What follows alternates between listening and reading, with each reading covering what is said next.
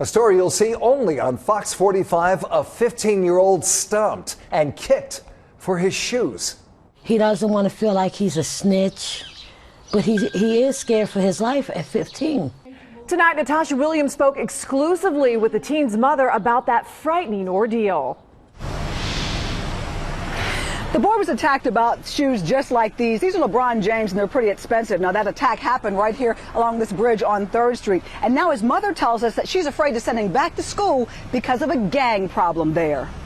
They stomped him in his head, kicked him in his ribs, stepped on his leg. Rosalind Boone describes the beating her son took as he was walking to his sister's house. This is a 15-year-old kid. He's not in no gangs or nothing, and he's terrified. She says the 3 boys who attacked her son were trying to steal his basketball shoes. They told him they was from the 200 and they could hurt him. He ended up in the emergency room at Miami Valley Hospital, and Captain Mike Brem, who's familiar with the 200 gang, says it could have been much worse. We have never had to try to track as many juvenile threat groups as we are now.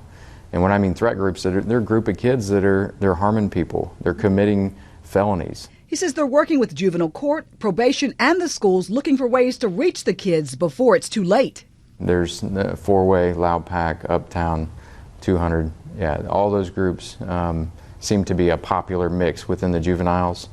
And they jump from gang to gang, but their claim to fame is violence. This is the second violent go-around with the same gang of boys for Boone and her son, who moved here from Baltimore last year to escape violence. Last year, one of the guys from the gang pulled a gun out of him over by Fairview. And she says she's not sending him back to Meadowdale High School because she's afraid of what could happen. I'm not having my kids die in Ohio for something they have nothing to do with. Now, Boone tells us she has 2 kids that go to Meadowdale High School, and she's not going to let them go back there. She says she wants them transferred to another school for their own safety. Reporting live in Dayton, Natasha Williams, Fox45News.com.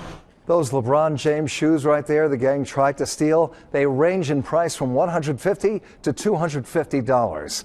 Another group of teens' lust for designer shoes ended up costing one of them his life. Last year, those teens rushed a man who had just bought a pair of Air Jordans. But the theft target turned the tables and shot and killed Jawad Jabbar. Jabbar's accomplice, Keon Moore, was sentenced to 2 years in prison for Jabbar's death.